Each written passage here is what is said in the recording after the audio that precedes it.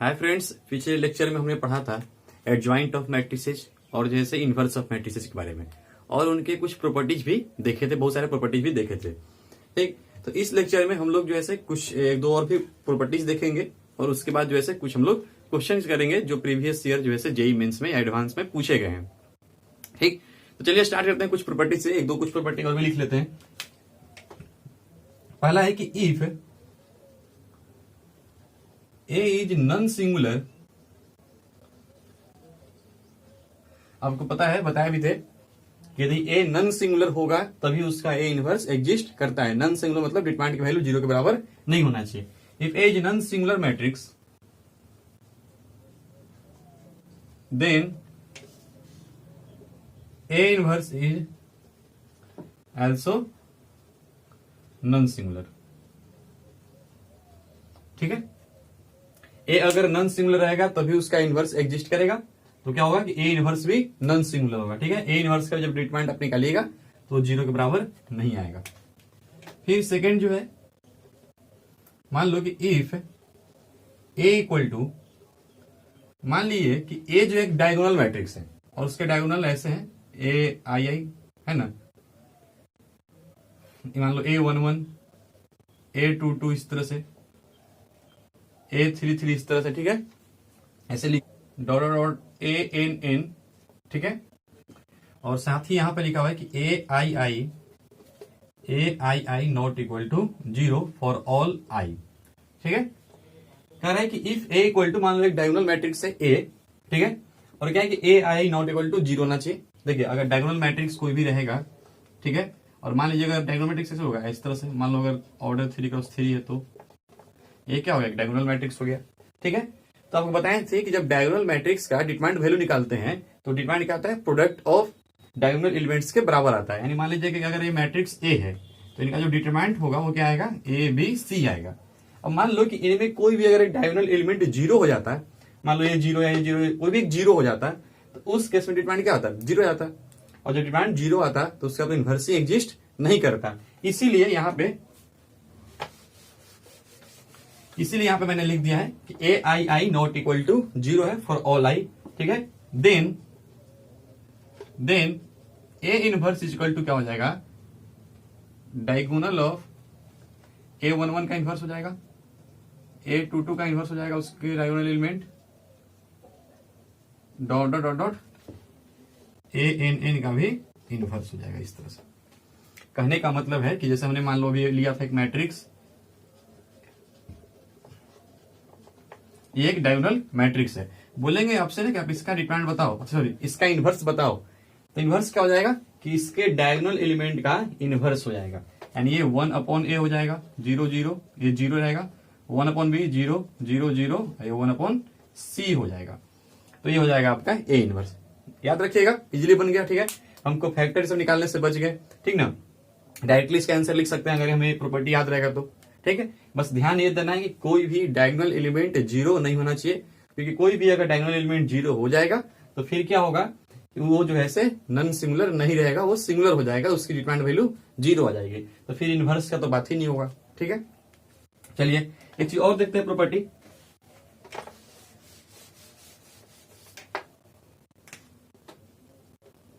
Third number, if A is non singular and symmetric matrix then A inverse is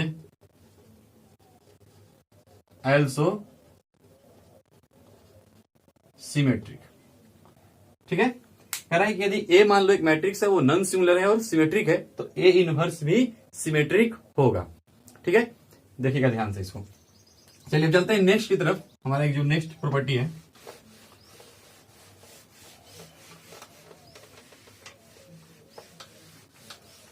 एक मैंने property आपको बताया था कि अगर मान लीजिए कहीं भी ए बी इजकल टू अगर AC लिखा हुआ है तो आप ऐसे ए और ए नहीं काट सकते हैं। ठीक है, मतलब ऐसे काट के आप बी इजकल टू C नहीं लिख सकते हैं, या फिर मान लो ऐसे नहीं कर सकते हैं कि AB माइनस AC, इधर हो गया 0, यहां से A कॉमन ले लिया तो B minus C equal to 0, तो बोलेंगे या तो A इक्वल टू 0 है या तो B minus C equal to 0 और फिर B इक्वल टू C। ऐसा नहीं कर देंगे। ठीक है, तो मैंने बताया था कि जब भी ऐसा कुछ रहे, मान लो जैसे इस तरह से दिया हुआ है कि BC इजकल टू दिया, BA इजकल टू दिया हुआ है CA, तो यहाँ पे हम A और A नहीं काट देंगे, ठीक है। ए ऐसे नहीं कि A और A काट के बोल देंगे कि B इजकल टू क्या हो गया, C हो गया, नहीं। तो यहाँ पे क्या बोले थे, जब काटना होगा तो यहाँ क्या करेंगे, यहाँ प्री कैंसिलेशन रूल यूज करेंगे, ठीक है। तो प्री कैंसिलेशन का मतलब था कि स्टार्टिंग में A इनवर्स से मल्टीप्लाई कर देना। अब इस केस में क्या करेंगे कि यहाँ पे हम पोस्ट कैंसिलेशन यूज करेंगे, यानी हो जाएगा B इंटू A इनवर्स।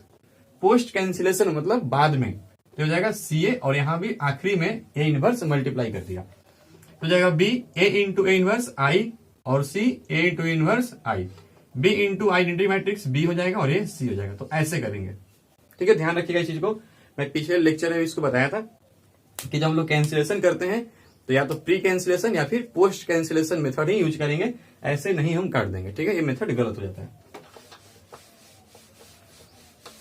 चलिए बढ़ते हैं नेक्स्ट पॉइंट की तरफ, 4th नंबर। देखिए बहुत इंपॉर्टेंट है। मान लो कि if A B equal to जो है से 0 है, मतलब A इंटू बी क्या है, नल मैट्रिक्स, 0 नहीं बोले मतलब नल मैट्रिक्स। तो A इंटू बी, ए और बी का प्रोडक्ट क्या है, नल मैट्रिक्स है।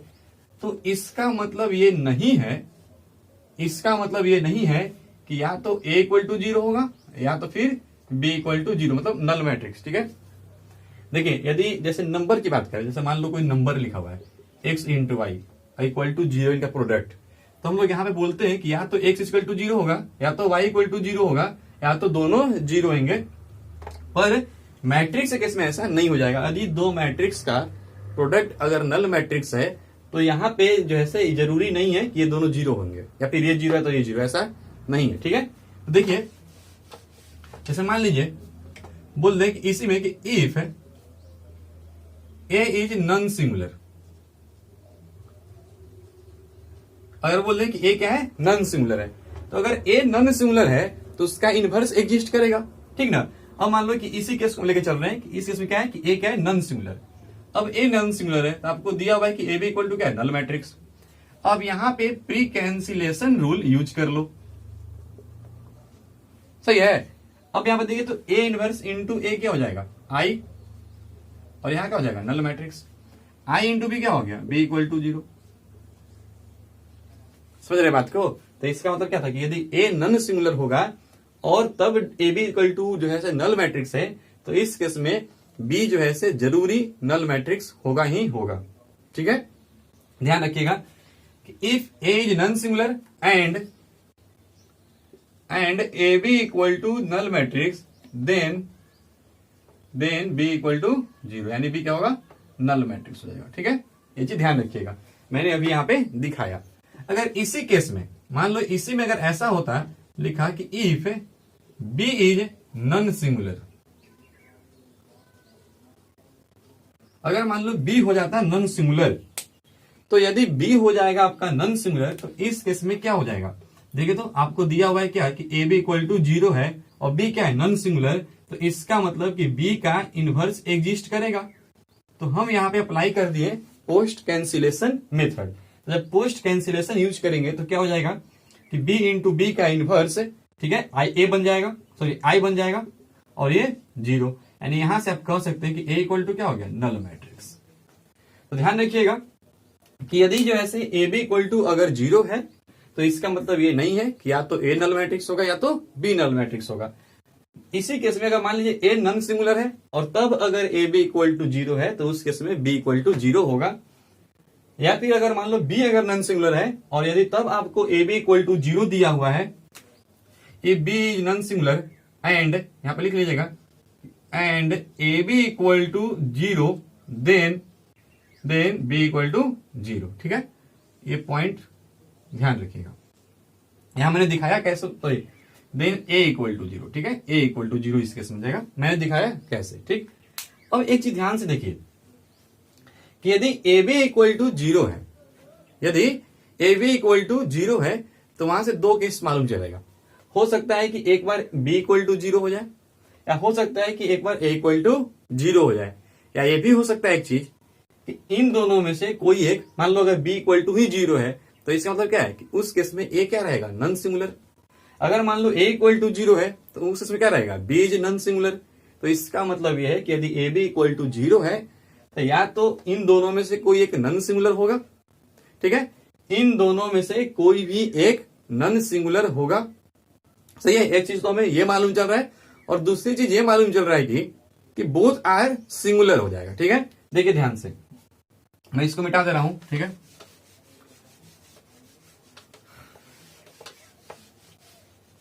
देखिए हमने कहा कि यदि ए बी इक्वल टू 0 है तो या तो ए 0 या तो बी 0, ऐसा जरूरी ऐसा नहीं होगा। ठीक है, देखिए ध्यान से, हमने कहा कि यदि मान लो कि ए नॉन सिंगुलर है और तब ए बी इक्वल टू 0 है तो क्या हो जाएगा, बी इक्वल टू 0 हो जाएगा।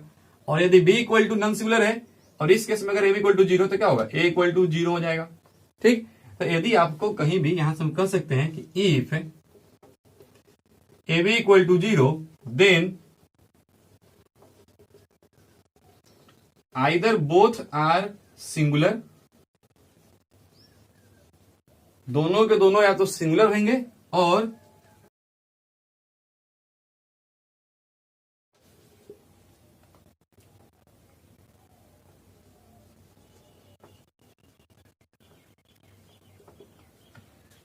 देखिए या अगर मान लीजिए हमने एक जैसे बहुत ही इंपॉर्टेंट है आपका प्रॉपर्टी है, आप इसको ध्यान रखिएगा। ठीक है,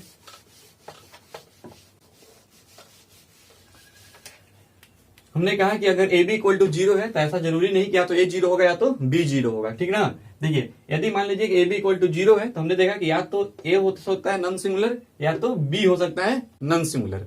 ठीक है, यदि ए नॉन सिंगुलर है तो उसके साथ बी इक्वल टू 0 हो जाएगा, या तो अगर बी नॉन सिंगुलर तो ए इक्वल टू 0 हो जाएगा। तो इसका मतलब क्या है कि कोई एक अगर नॉन सिंगुलर है तो दूसरा वाला जो है नल मैट्रिक्स हो जाएगा। ठीक है, तो यहां से हमने कहा इन्हीं सब के बेसिस पे कि यदि ए बी इक्वल टू 0 है then either both are singular, दोनों या तो सिंगुलर होंगे या उनमें से कोई एक नल मैट्रिक्स होगा। ठीक है, उनमें से कोई एक होगा नल मैट्रिक्स। जो नल मैट्रिक्स हो गया, मान लो अगर बी नल मैट्रिक्स है तो ये क्या रहेगा, नॉन सिंगुलर रहेगा। ठीक है, तो या तो दोनों सिंगुलर रहेंगे या तो फिर कोई एक नल मैट्रिक्स रहेगा। ठीक है, तो ध्यान रखिएगा इस चीज को, प्रॉपर्टी बहुत इंपॉर्टेंट है। ठीक, तो चलिए ये प्रॉपर्टी आप लोग नोट कीजिए। इसके बाद हम लोग बढ़ते हैं कुछ इंपॉर्टेंट क्वेश्चन की तरफ जो जेई में पिछले प्रीवियस ईयर में पूछे जा चुके हैं, अब जेई मेंस या जेई एडवांस में। ठीक है, नोट डाउन कीजिए इसको। चलिए हमारे पास एक क्वेश्चन है, ये क्वेश्चन जो है आपको एआई ट्रिपल ई 2007 में पूछा था।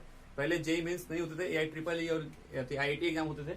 एआई ट्रिपल ई 2007 में एक क्वेश्चन पूछा गया है, बोला है कि ए इक्वल टू आपका एक मैट्रिक्स दिया हुआ है एंड गिवन क्या है कि ए स्क्वायर का डिटरमिनेंट वैल्यू 25 है, ए स्क्वायर का डिटरमिनेंट वैल्यू 25 है, देन मैग्नीट्यूड ऑफ अल्फा पूछ रहा है। ठीक है, अल्फा का वैल्यू क्या होगा, मैग्नीट्यूड क्या होगा वो आपको बताना है। तो बहुत ही इजी क्वेश्चन है, आपको ए इक्वल टू गिवन है, आप ए स्क्वायर निकाल लो। ए स्क्वायर कैसे निकलेगा, ए इंटू ए नहीं, तो ए आपको दिया हुआ है कितना 5 अल्फा, अल्फा 0 अल्फा 5 अल्फा, ये मल्टीप्लीकेशन का क्वेश्चन हो गया, बहुत ही इजी क्वेश्चन है। 5 अल्फा, अल्फा आपका 0 0। ठीक है, तो यहां से आपका ए स्क्वायर निकल आएगा। कैसे करेंगे, मल्टीप्लाई कर लीजिए। आपको पता है मल्टीप्लाई कैसे होता है, फर्स्ट वाले का रो लेते हैं, सेकंड वाले का कॉलम लेते हैं। तो यहां से ये रो और ये लेंगे। ठीक है, तो 5 5 दिया कितना हो जाएगा 25, बाकी सब क्या हो जाएगा 0 और 0, this into this, this into this, इसको इससे। ठीक है, देखिए ये जो एलिमेंट हो क्या है, A12 है ना, तो यानी फर्स्ट रो से आएगा और सेकंड कॉलम से, फर्स्ट रो सेकंड कॉलम। 5 5 या 25 अल्फा हो जाएगा, प्लस से कितना हो जाएगा 5 अल्फा स्क्वायर प्लस 0 हो जाएगा। दिस इंटू दिस कीजिएगा तो हो जाएगा 5 अल्फा, ये हो जाएगा 25 alpha square plus 5 alpha. Clear है, फिर इसको कीजिएगा तो हो जाएगा 0। ठीक है, फिर दिस इंटू दिस कीजिएगा तो 0 प्लस अल्फा स्क्वायर प्लस 0, फिर दिस इंटू दिस कीजिएगा तो 0 plus 5 alpha square plus 25 alpha, फिर दिस इंटू दिस यानी 0, फिर दिस इंटू दिस यानी ये भी 0 हो जाएगा। ठीक है, फिर दिस इंटू दिस ये हो जाएगा आपका 25। क्लियर है, ये आपके ऑप्शन दिए हुए हैं 4। ठीक है, आप नोट डाउन कर लीजिएगा, मैं इधर इसको मिटा रहा हूं। चलिए देखते हैं ए स्क्वायर कितना आता है। तो आपका यहां से ए स्क्वायर आएगा, ए स्क्वायर इक्वल टू हो जाएगा, देखिए 25 हो जाएगा, ये 0 0 रहेगा। ठीक है, ये आपका हो जाएगा 25 अल्फा प्लस 5 अल्फा स्क्वायर, ठीक। ये आपका रहेगा अल्फा स्क्वायर, ये आपका हो जाएगा 0, ठीक है। और ये कितना हो जाएगा, देखिए 10 अल्फा प्लस 25 अल्फा स्क्वायर, ठीक ना, 25 अल्फा स्क्वायर है। फिर यहाँ कितना हो जाएगा 5 अल्फा स्क्वायर प्लस 25 अल्फा, ठीक है। और ये हो जाएगा आपका 25, ठीक है। देखिए अब इसको हम जैसे इवेल्युएट कर दे रहे हैं, हमें इसका ही तो डिमांड वैल्यू इसका निकालना है, दिया हुआ इसका डिमांड वैल्यू कितना 25, तो ए स्क्वायर का डिमांड वैल्यू आप निकाल लो। किसके अलोंग इसको इवेल्युएट करें, यूज कर लेते हैं C1 के अलोंग, क्योंकि आपको यहाँ पे 2 0 दिख रहा है। आप R3 के अलोंग भी कर सकते हैं, ठीक है। तो C1 के अलोंग कर लिया, ठीक। तो क्या करेंगे C1 के अलोंग, आपको ए और ये बंद हो जाएगा, दिस इंटू दिस, यानी 25 अल्फा स्क्वायर माइनस 0 हो जाएगा। क्लियर है, देखिए 25 मैंने लिया तो ये और ये बंद हो जाएगा, तो this into this minus this into this 0 हो जाएगा। ए स्क्वायर का मैग्नीट्यूड आपको 25 गिवन है, ठीक है। तो ये और ये कैंसिल हो जाएगा, ठीक। तो यहां से आपका जो ऐसे क्या आएगा कि अल्फा स्क्वायर इक्वल टू 1/25, यानी alpha equal two plus minus 1/5। आपको पूछ रहा है अल्फा का मैग्नीट्यूड, यानी क्या हो जाएगा 1/5 हो जाएगा। आंसर ये हो जाएगा, थर्ड ऑप्शन क्या है, सही है, ठीक। चलिए इसको नोट डाउन कर लीजिए, बढ़ते हैं नेक्स्ट क्वेश्चन की तरफ अपने, ठीक है। चलिए हमारा सेकंड क्वेश्चन ये है आपका, ठीक है। ये क्वेश्चन ऐसे डिमांड का है, पर आप अगर डिमांड की प्रॉपर्टी पढ़े होंगे मैट्रिक्स से पहले जो ऐसे, तो आप इजीली बना सकते हैं, ठीक है। तो देखिए डिमांड के प्रॉपर्टी से बहुत ही इजी क्वेश्चन है। If D equal to this, एक डिमांड आपका दिया हुआ है, बोल रहा है कि x 0 नहीं है और y भी 0 के इक्वल नहीं है, देन डी बोल रहा है कि डी क्या होगा, divisible by y but not x, divisible by neither x nor y, divisible by both x and y, divisible by x but not y, ठीक है। चलिए इस क्वेश्चन को हम लोग बनाते हैं। ये सिंपल सा क्वेश्चन है, लिखा हुआ है क्या 1 1 1 1 1, ये 1 प्लस x है, ये 1 है, ये 1 और 1 प्लस y है। देखिए डिमांड में पढ़ाया हूं मैं, जैसे आपको 1 1 1 दिखने लगे ना, तो आपके लिए बहुत ही इजी क्वेश्चन हो जाता है, ठीक है। आप किसी भी एक 1 के हेल्प से बाकी दोनों 1 को आप 0 कर लो, ठीक है। तो अगर मान लो कि हम यहाँ पे R1 के हेल्प से बाकी दोनों को 0 कर लेते हैं, या फिर C1 के हेल्प से C2 C3 वाले को 0 कर लेते हैं, कुछ भी हम ऑपरेशन लगा सकते हैं। अगर मान लीजिए हमने R2 में ऑपरेशन लगाया, कर दिया R2 माइनस R1, और एक R3 में ऑपरेशन लगाया और कर दिया R3 माइनस R1, यानी इस 1 के हेल्प से इन दोनों को 0 कर लिया। तो देखिए क्या हो जाएगा इसके बाद कि हमारा ये R1 में तो कोई भी ऑपरेशन नहीं लग रहा है, R1 तो ऐसे ही लिखा जाएगा। R2 में ऑपरेशन लग रहा है कि R2 में से R1 घट रहा है, तो this minus this 0, this minus this हो जाएगा, x बचेगा और ये भी 0। R3 में ऑपरेशन लग रहा है, R3 में से R1 को माइनस कर रहे हैं, तो ये क्या हो जाएगा 0, ये क्या हो जाएगा 0, और इसको करेंगे तो y। सही है, देखिए कुछ नहीं, इजी था, ठीक। अब यहां से हम चाहेंगे तो अभी ही इवेल्युएट कर सकते हैं, या फिर ऐसे भी कर सकते हो कि R2 से x कॉमन ले लिया और R3 से y कॉमन ले लिया, तो क्या हो जाएगा x इंटू वाई बाहर कॉमन निकलेगा, ये 1 1 1 0 1 0 0 0 1। आप चाहिए तो और भी ऑपरेशन लगा करके इनको भी 0 कर सकते हैं। जैसे ऑपरेशन लगा देंगे कि C2 minus C1 and C3 minus C1, तो ये दोनों भी क्या हो जाएगा 0 हो जाएगा, ठीक है। तो ये दोनों 0 होने के बाद इनका डिमांड क्या आएगा 1 हो जाएगा। ये 0 और ये 0 जब हो जाएगा तो उस केस में ये क्या बनेगा, एक जैसे डायगोनल मैट्रिक्स की तरह हो जाएगा, और इसका डिमांड वैल्यू क्या आएगा, सारे 1 1 1 है तो 1 हो जाएगा, ठीक है। या फिर आइडेंटिटी मैट्रिक्स बन जाएगा, ठीक है। ये दोनों 0 होने के बाद तो डिटरमाइंट 1 हो जाएगा। आप ऐसे भी इवेल्युएट कर सकते हैं, हम 0 नहीं कर रहे हैं टाइम बचाने के लिए, अभी इवेल्युएट कर लो, ठीक है। तो यहाँ से इवेल्युएट करने के बाद आपका क्या आएगा, मान लो कि C1 के लोग इवेल्युएट कर लिया, तो हो जाएगा 1 ले लेंगे, this into this minus this into this, ठीक है। तो यहाँ से क्या आएगा 1 आएगा, यानी ये क्या आ गया x इंटू वाई आ गया, यानी आपका d इक्वल टू क्या आया x इंटू वाई आ गया। तो इसका मतलब क्या है कि जो d है वो x और y दोनों से डिवीजन हो जाएगा, नहीं d इक्वल टू आया x इंटू वाई, ठीक है। एक d का एक फैक्टर x भी है और एक फैक्टर y भी है, तो इसका मतलब d दोनों से डिवीजन हो जाएगा, ठीक है। तो यहाँ पे भी आपका ऑप्शन नंबर 3 सही है, division by both x and y, ठीक है। नोट डाउन कर लीजिए, बहुत इजी क्वेश्चन था। बढ़ते हैं नेक्स्ट क्वेश्चन की तरफ। चलिए जो नेक्स्ट हमारा क्वेश्चन है AIEEE 2012 में पूछा गया था, ठीक है। जो हम लोग अभी पीछे दोनों जो क्वेश्चन थे वो दोनों क्वेश्चन 2007 में पूछे गए थे AIEEE में, ये क्वेश्चन 2012 में AIEEE में, ठीक। देखिए बोल क्या रहा है कि let A is equal to एक मैट्रिक्स है 1 0 0 2 1 0 3 2 1 if U1 and U2 are column matrix. U1 U2 क्या है? Column matrix. कॉलम मैट्रिक्स में पढ़ाया हूं टाइप्स ऑफ मैट्रिक्सेज में, ठीक है। वहां पे कॉलम मैट्रिक्स क्या होते हैं कि वैसा मैट्रिक्स जिसमें सिर्फ एक ही कॉलम हो, ठीक है, एक ही कॉलम हो, such that A into U1 is equal to 1 0 0 and A into U2 is equal to 0 1 0 दिया हुआ है। Then U1 plus U2 is equal to this, क्या मतलब कह रहा है कि U1 प्लस U2 किसके इक्वल होगा? आपके पास 4 ऑप्शन दिए हुए हैं, ठीक। तो देखो ध्यान से, बोला कि U1 U2 क्या है? कॉलम मैट्रिक्स है। तो कॉलम मैट्रिक्स में क्या होता है? सिर्फ एक ही कॉलम होता है। तो मान लो कॉलम तो एक ही होगा, लेकिन नंबर ऑफ रो कितने होंगे? तो उसके देखिए ध्यान से, आपके पास A इंटू U1 है। A इंटू U1 का जो ऑर्डर है वो कितना आया हुआ? देखिए तो 3 रो है, तो ऑर्डर कितना है? 3 क्रॉस 1 ऑर्डर है। और देखो A का ऑर्डर कितना है? 3 क्रॉस 3। और U1 का ऑर्डर क्या होगा? मान लो कि इसका ऑर्डर M क्रॉस N है। मान लीजिए कि ऑर्डर क्या है? M क्रॉस N है। तब खुद देखो, मैं जब पढ़ाया हूं मल्टीप्लीकेशन ऑफ मैट्रिसेस, तो हमें बताया था कि कम मैट्रिक्स जो ऐसे मल्टीप्लीकेशन के लायक होते हैं, कम उनका मल्टीप्लाई हो सकता है। तो यहाँ पे A इंटू U1 तो पहले एग्जिस्ट करना चाहिए, ठीक है। ये दोनों एग्जिस्ट किया हुआ है और दोनों का प्रोडक्ट ये है। तो देखिए ध्यान से, A का ऑर्डर 3 क्रॉस 3 है और U1 का ऑर्डर हमने मान लिया M क्रॉस N। अब देखो दोनों जो है से डिफाइन होने के लिए क्या जरूरी है कि ये बीच वाला दोनों क्या होना चाहिए? इक्वल होना चाहिए। यानी यहां से हमें क्या मालूम चला कि M इक्वल टू क्या है? 3 है। और जब ये दोनों इक्वल है तो जो मल्टीप्लाई हो करके जो प्रोडक्ट आता है जिस मैट्रिक्स का, उसका वैल्यू क्या हो जाता है? ऑर्डर क्या होता है?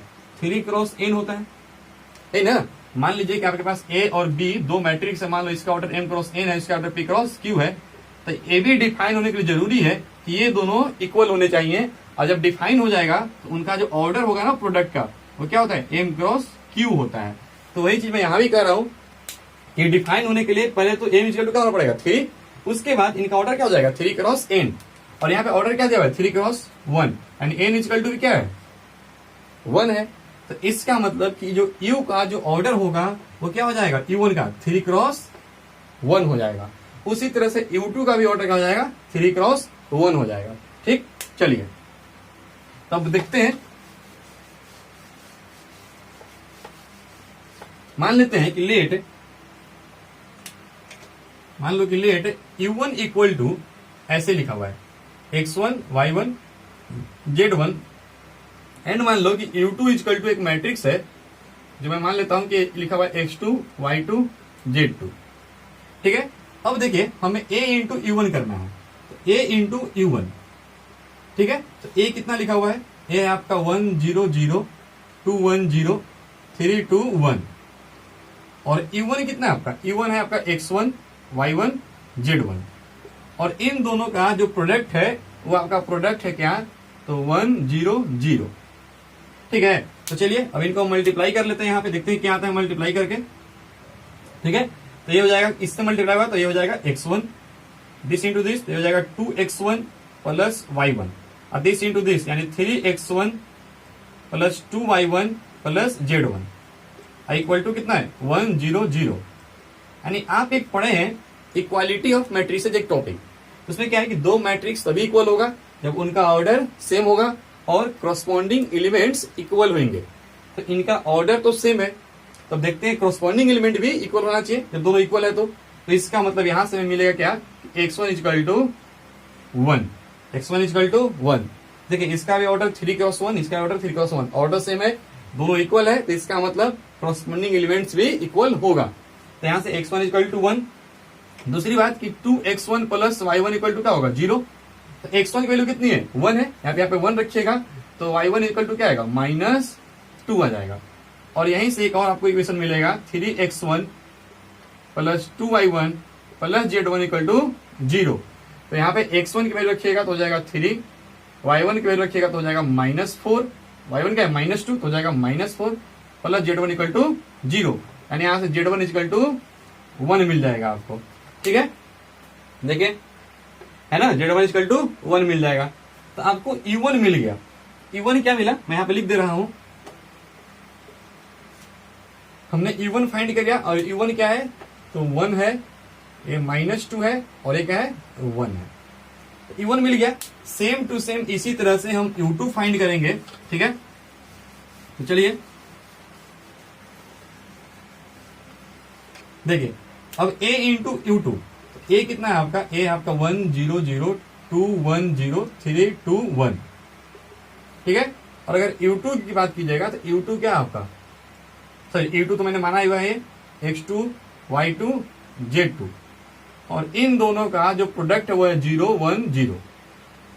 आप इंटू कर लीजिए यहाँ पे जब इंटू करेंगे तो क्या हो जाएगा x1 दिस इंटू दिस यानी 2x1 प्लस y1, और दिस इंटू दिस करेंगे तो 3x2 plus 2y2 plus z2, तो ये x2 हो जाएगा और ये y2 हो जाएगा, ठीक है, ध्यान रखिएगा। इक्वल टू क्या, 0 1 0। अब देखिए दो मैट्रिक्स इक्वल है तो इसका मतलब इनके कॉरस्पॉन्डिंग एलिमेंट भी इक्वल होंगे, तो यानी यहां से आपको क्या मिलेगा कि x2 इक्वल टू क्या हो गया, 0 हो गया, ठीक है।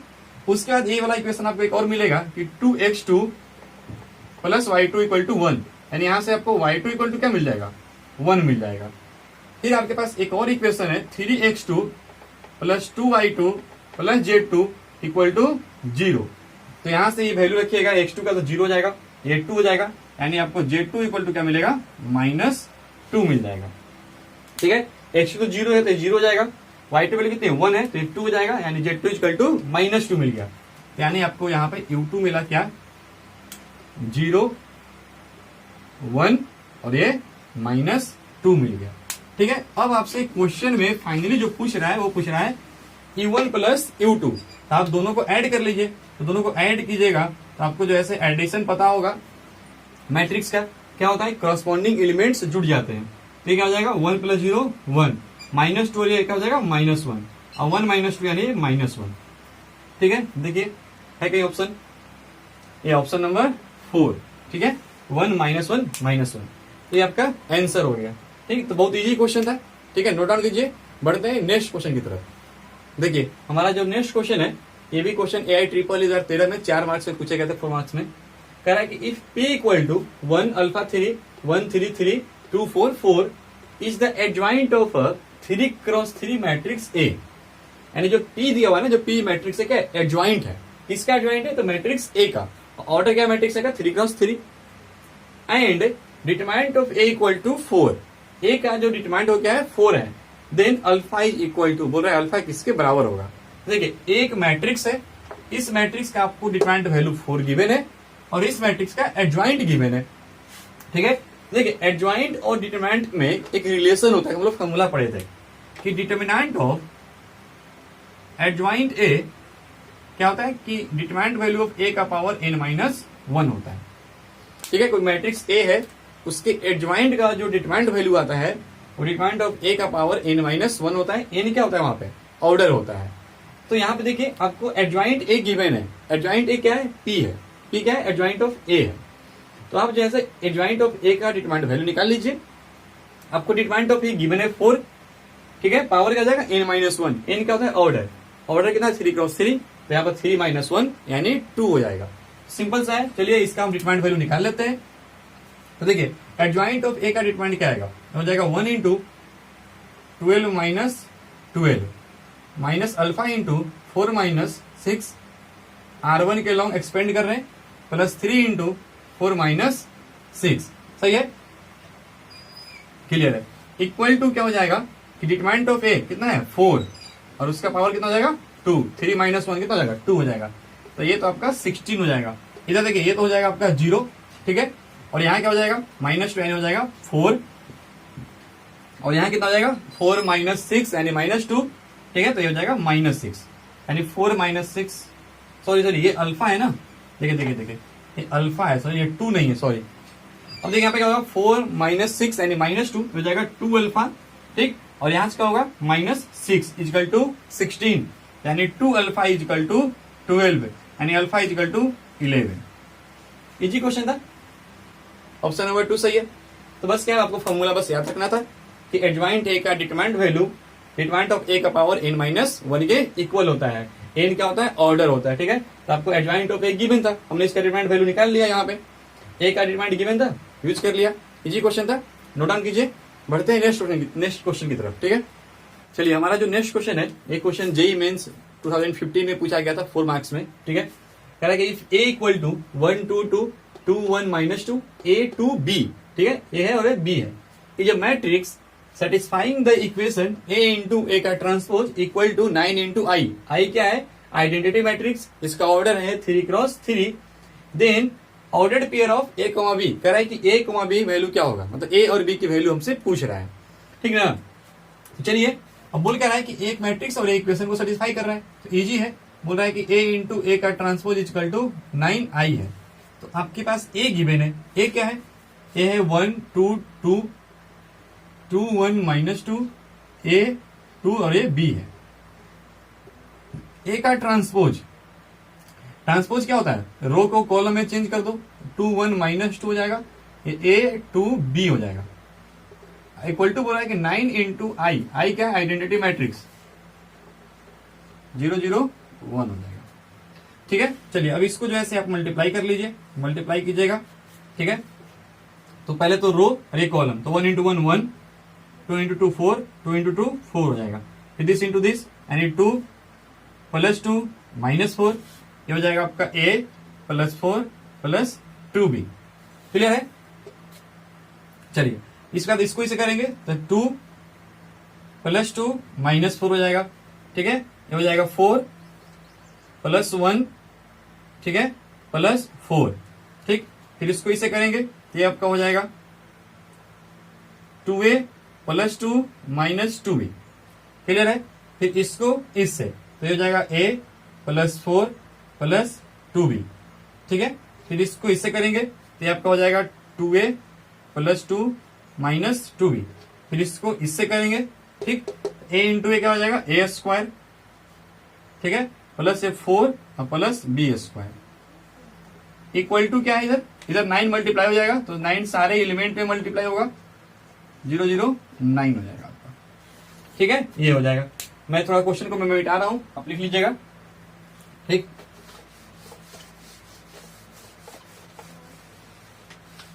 देखिए अब क्या आएगा, जब इनको हम अरेंज करेंगे थोड़ा तो हो जाएगा 9, ये हो जाएगा 0 और ये हो जाएगा a प्लस 4 प्लस 2b, ठीक है, ये हो जाएगा आपका 0, ये आपका 9 है, ठीक, ये हो जाएगा 9 और ये हो जाएगा आपका 2a प्लस 2 माइनस 2b, चलिए ये हो जाएगा a प्लस 4 प्लस 2b, ये आपका है 2a प्लस 2 माइनस 2b और ये वाला एलिमेंट आपका हो जाएगा a square plus 4 plus b square equal to आपका यहाँ पे 9 0 0 0 9 0 0 0 9। अब देखिए दो मैट्रिक्स ना इक्वल है तो इनका तो ऑर्डर तो इक्वल है, ठीक है, और जब दो मैट्रिक्स इक्वल है तो क्या होगा कि इनके करस्पॉन्डिंग एलिमेंट्स भी इक्वल होंगे। तो करस्पॉन्डिंग एलिमेंट मतलब यहाँ 9 है तो यहाँ भी 9 है, यहाँ 0 तो यहाँ भी 0 है, इसका मतलब हमें यहाँ से एक इक्वेशन क्या मिलेगा, इक्वेशन मिलेगा कि a plus 4 plus 2b equal to 0, यानी ये वाला एलिमेंट क्या होगा 0 के इक्वल हो जाएगा, यानी यहां से हमें एक इक्वेशन मिला a plus 2b equal to -4, ठीक है। चलिए मिला a plus 2b equal to -4, उसके बाद देखिए ये 0 तो ये भी 0, ये 9 है तो ये भी 9 है, फिर हमें यहां से एक और इक्वेशन मिलेगा, एक इक्वेशन क्या मिलेगा कि 2a plus 2 minus 2b equal to 0, ठीक है, यानी यहां से हो जाएगा a plus 1 minus b equal to 0 यानी a minus B equal to 1।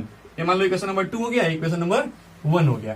क्या करें, दोनों को सब्ट्रैक्ट कर लो, सब्ट्रैक्ट कीजिएगा तो ये a plus 2b equal to -4 और यहाँ आपके पास है a minus B equal to 1, subtract कर लो तो ये कैंसिल आउट हो जाएगा, ये 2b और ये कितना हो जाएगा 3b, ठीक है, और ये कितना हो जाएगा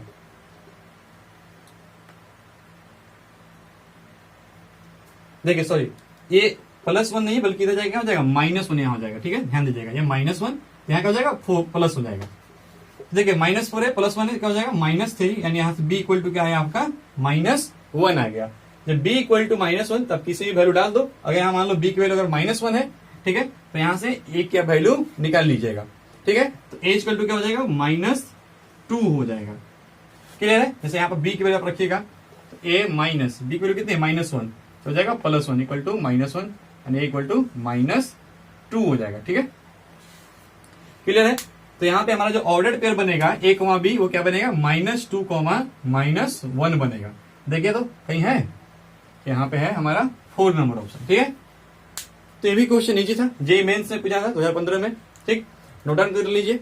बढ़ते हैं नेक्स्ट क्वेश्चन की तरफ। ठीक, देखिए हमारा जो नेक्स्ट क्वेश्चन है, ये क्वेश्चन भी जेईई मेंस 2016 में पूछा गया था। ठीक है, 4 मार्क्स में। कह रहा है कि a equal to 5a minus b 3 2 and a into adjoint a equal to a into a का ट्रांसपोज। ठीक है, एक मैट्रिक्स है और ये जैसे इस इक्वेशन को सेटिस्फाई करता है, then 5a plus b is equal to, आपसे क्या है कि 5a प्लस b का वैल्यू पूछ रहा है। तो इसके लिए क्या आपको पहले a और b फाइंड करना पड़ेगा। ठीक है, उसके बाद 5a प्लस b निकाल लो वैल्यू। यहाँ पे आपके पास 4 ऑप्शन है। ये क्वेश्चन बहुत ही इजी है, 1 मिनट में बस बनने वाला है। देखिए कुछ बच्चे तो ऐसे करेंगे, जैसे कि दिया हुआ क्या है कि a into adjoint a equal to क्या है a इंटू a का ट्रांसपोज। अब कुछ बच्चे पहले तो यहाँ पर a लिखेंगे, फिर यहाँ पर एडजॉइंट a लिखेंगे, फिर यहाँ पर इक्वल टू a और a का ट्रांसपोज, फिर मल्टीप्लाई करेंगे, फिर इक्वालिटी ऑफ मैट्रिसेस यूज करके वैल्यू फाइंड करेंगे। तो हमें इतना लंबा नहीं चलना है। देखिए ध्यान से, हम यहाँ भी a दिख रहा है, यहाँ भी आपको a दिख रहा है, तो हम यहाँ यूज कर लेते हैं प्री कैंसिलेशन मेथड। ठीक है, प्री कैंसिलेशन मेथड यूज करेंगे तो हम दोनों तरफ क्या करेंगे कि a इनवर्स से मल्टीप्लाई कर लेंगे। अब a इंटू ए इनवर्स क्या हो जाएगा i, तो i into adjoint a inverse into a क्या हो जाएगा, ये भी i इंटू a का ट्रांसपोज। तो यहां से आपको क्या मिलेगा कि एडजॉइंट a इक्वल टू क्या हो गया a का ट्रांसपोज। अब आपको यहाँ पर एडजॉइंट a लिखना है। तो आपको मैं बताया था जब मैं एडजॉइंट पढ़ा रहा था तो कि 2x2 का एडजॉइंट कैसे लिखते हैं। तो उसने बताया था आपको कि जो आपका डायगोनल एलिमेंट है उनका क्या होता है कि वो दोनों आपस में चेंज हो जाते हैं, और जो ये दोनों एलिमेंट होते हैं इनका सिर्फ और सिर्फ साइन चेंज होता है। ठीक है, तो हमें लंबा चौड़ा एडजॉइंट नहीं निकालना है, बस डायरेक्टली यहाँ पे लिखेंगे क्या, अगर आपको याद है तो, कि ये दोनों आपस में चेंज हो जाते हैं और इनका साइन चेंज हो जाता है। और ट्रांसपोज तो आप लिख ही लीजिएगा, रो और कॉलम को आपस में इंटरचेंज कर लो, this is equal to this हो गया। ठीक है, नहीं तो बहुत सारे बच्चे इसको पहले ये ए का वैल्यू लिखते हैं, फिर एडजॉइंट लिखते हैं, फिर यहाँ लिखते हैं, फिर उनको जैसे प्रोडक्ट जो है निकालते हैं। तो इस तरह से बहुत लंबा आपका जाता है, बनता वैसे भी, तो हमने थोड़ा इजीली कर लिया। ठीक है, अब यहाँ पे देखिए आप पढ़े हैं इक्वालिटी ऑफ मैट्रिक्स, दो मैट्रिक्स इक्वल है तो कोरस्पॉन्डिंग एलिमेंट्स इक्वल होगा, यानी एक रिलेशन मिलेगा 2 इक्वल टू 5a और एक मिलेगा b इक्वल टू 3। ठीक है, b इक्वल टू 3, यहाँ भी देखोगे तो b इक्वल टू 3 मिलेगा, यहाँ से देखोगे तो 2 इक्वल टू 5 है, यहाँ से भी 2 इक्वल टू 5 आपको रिलेशन मिलेगा। इसका मतलब यहाँ से a इक्वल टू वैल्यू क्या मिला, 2/5 मिल गया। ठीक है, आपको b मिल गया। आपको फाइंड क्या करना, आपको निकालना था 5a प्लस b की वैल्यू। तो 5 इंटू a की वैल्यू कितनी है 2/5 प्लस b कितना है 3 है, तो ये कैंसिल क्या आएगा आंसर 5 हो जाएगा। ठीक है, तो पहला ऑप्शन क्या आपका सही है। बहुत ही इजी क्वेश्चन था, जेईई मेंस 2016 में पूछा था। ठीक, चलिए इसको नोट डाउन कर लीजिए। बढ़ते हैं लास्ट क्वेश्चन की तरफ। चलिए हमारा जो नेक्स्ट क्वेश्चन है, एक क्वेश्चन जेईई मेंस 2017 में पूछा गया था। ठीक है, क्या कह रहा है कि if a equal to 2 - 3 - 4 1 2x2 matrix है, इसका ऑर्डर 2x2 है, देन कह रहा है adjoint of 3a² plus 12a is equal to, कह रहा है कि इसका एडजॉइंट किसके बराबर होगा। तो बहुत इजी क्वेश्चन है। ठीक है, तो सबसे पहले हम निकाल लेते हैं क्या a स्क्वायर क्या होता है a इंटू a, यानी 2 - 3 - 4 1। ठीक है, 2 - 3 - 4 1 पहले निकाल लेते हैं। ठीक है, तो यहां से a स्क्वायर निकालिएगा तो क्या आएगा 2 × 2 4 प्लस 12, ये हो जाएगा -6 - 3, ये कीजिएगा तो आपका -8 - 4 ये 12 प्लस 1 हो जाएगा, यानी ये आपका आ जाएगा 16 -9 -12 और ये 13। तो ये आपका आ गया a स्क्वायर। यहाँ क्या है 3a स्क्वायर, तो 3a स्क्वायर निकाल लो। तो 3a स्क्वायर क्या होगा, सारे एलिमेंट में 3 से मल्टीप्लाई जाएगा। ठीक है, तो -27 हो जाएगा, -36 और ये 39 हो जाएगा। तो ये आपका हो गया 3a स्क्वायर। एक आपका 12 है, तो आप 12a निकाल लो।